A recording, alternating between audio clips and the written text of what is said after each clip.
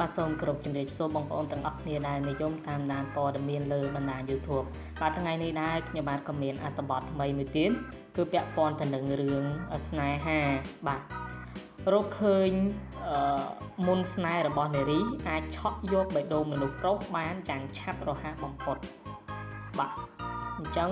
នារីមានភាពតាក់ទាញបំផុតសម្រាប់មនុស្សប្រុសបើសិនជាមានអាកប្បកិរិយាក៏ដូចជាអត្តចរិតរឹកពីអីដោយខាងក្រោមនេះបាទក្រៅពីរូបសម្រស់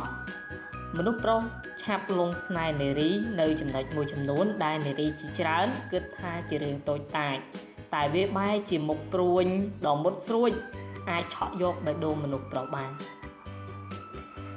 បាទទី1មានស្នាមញញឹមនិងតែងតែគិតវិជ្ជមានមនុស្សស្រីសើចស្រស់ជាមុនស្នេហ៍ដែលមិនអាចកាត់ថ្លៃបានមនុស្សប្រុសស្រឡាញ់មនុស្សស្រីចូលចិត្តសើច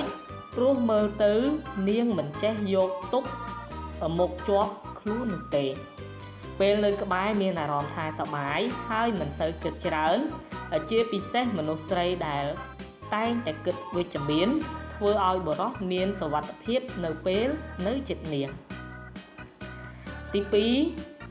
បាននិយាយស្ដីពីរសពិសាអត្តចរិតល្អគិតវៃឆ្លាតមនុស្សប្រុសមិនមែនលងស្នេហ៍មនុស្សស្រីត្រឹមតែសម្រស់នោះទេតែគាត់ចាប់អារម្មណ៍លើអាកប្បកិរិយានិងការគិតរបស់នាងផងដែរគាត់ចង់បាននារីណាដែលចេះគិតគូរវែងឆ្ងាយមិនមែនពូកែតែរឿងតែងខ្លួនមួយមុខនោះឡើយហើយចំណុចទី3ពូកែស្ដាប់និងលើកទឹកចិត្តពេលជួបគ្នាមិនមែននិយាយតែពីរឿងខ្លួនឯងហើយមិនស្ដាប់អ្នកណានោះទេមនុស្សប្រុសចង់បាននារីណាដែលចេះជជែកគ្នាទៅវិញទៅមកលើពីនេះទៀតបើពេលគាត់ជួបទុក្ខលំបាកមនុស្សស្រីចេះលើកទឹកចិត្តរបស់គាត់ទៀតផងកាន់តែធ្វើឲ្យមនុស្សប្រុសមានភាពកក់ក្ដៅហើយក៏មិនអាចដកចិត្តរួចពីនារីដែលមានអត្តចរិតបែបនេះបាទចំណុចទី4ចេះមើលថែទាំខ្លួនឯងបើមុនស្នេហ៍ដ៏តាក់ទាញខ្លាំងរបស់មនុស្សស្រីគឺភាពរឹងមាំមិនទន់ជ្រាយនិងអាចមើលថែខ្លួនឯងបាននាងដឹងពីរបៀបធ្វើយ៉ាងណាឲ្យមានសុខភាពល្អមិនទ្រុឌទ្រោមនិងចេះតតាំងឧបសគ្គចំពោះមុខដ៏វៃឆ្លាតហើយចំណុចទី5មិនខ្វល់រឿងឡើងទម្ងន់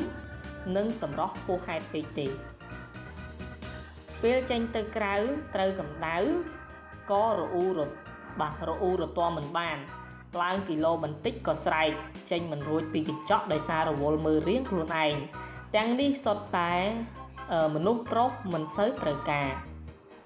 អ្វីត្បិតតែនារីណាក៏ស្រឡាញ់សម្រស់តែបើហួសហេតុពេកទៅជារឿងដែលបរោះដែលស្អប់បំផុតបាទស្អប់ទៅវិញបាទដូច្នេះមនុស្សស្រីដែលអាចញ៉ាំអ្វីក៏បានមិនខ្វល់រឿងឡើងទម្ងន់មិនខ្វល់ច្រើនរឿងសម្រស់ពេកធ្វើឲ្យមនុស្សប្រុសមិនសូវឈឺក្បាលច្រើនដូចគ្នា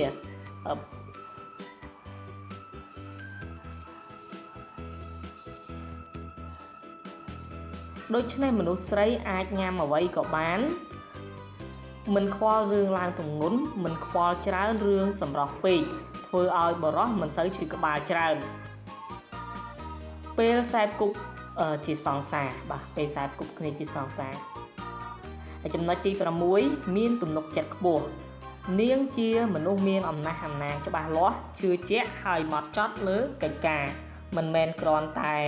ស្លៀកពាក់លយឆាយធ្វើខ្លួនអស្ចារ្យដើរអួតគេដូចដឹងរឿងគ្រប់យ៉ាងនោះទេធ្វើឲ្យមនុស្សប្រុសខ្លាចមិនហ៊ានសូម្បីតែជួបនារីបែបនេះមនុស្សស្រីមានទំនុកចិត្តខ្ពស់នាងដឹងពីអ្វីដែលខ្លួនហ៊ានធ្វើសម្រេចចិត្តដោយខ្លួនឯងដែលជាគ្រឹះរឹងមាំក្នុងចិត្តរបស់នាងហើយចំណុចទី7ចុងក្រោយមិនសម្ដែងនៅមុខទេនាងមិនផ្លាស់ប្ដូរខ្លួនឯងដើម្បីផ្គាប់ចិត្តអ្នកណារហូតលែងជាខ្លួនឯងនោះទេនាងស្រឡាញ់អត្តចរិតពីកំណើតធ្វើជាខ្លួនឯងពិតប្រាកដដោយមិនបង្ខំខ្លួនឯងដើម្បីចំណាប់អារម្មណ៍អ្នកណារហូតទៅជាអស់កម្លាំង មិនស្រណុកស្រួលហើយកាន់តែមើលទៅអាក្រក់លើសដើមហើយចំណុចទាំងនេះសុទ្ធតែជាមុនស្នេហ៍ធ្វើឲ្យមនុស្សប្រុសបាក់ចិត្តស្រឡាញ់និងថែមទាំងចង់នៅចិត្តគ្រប់ពេលវេលាព្រោះអាកប្បកិរិយាទាំងអស់នេះមើលទៅគួរឲ្យស្រឡាញ់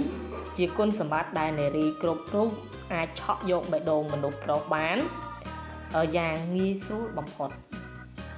បាទនេះគឺជាចំណុចសំខាន់ដែលមនុស្សស្រី